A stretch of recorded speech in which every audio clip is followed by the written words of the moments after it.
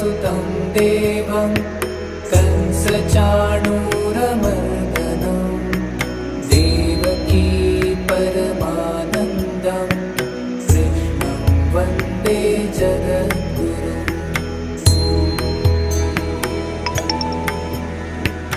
आतसी पुष्पसङ्काशं हारनूपुरशोभितं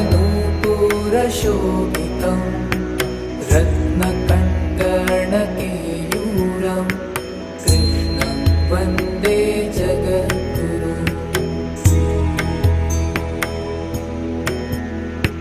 कुटिलालकसंयुक्तं पूर्णचन्द्रनिभाननं विलसत्कुण्डलधरं कृष्णं वन्दे जगद्गुरुम्।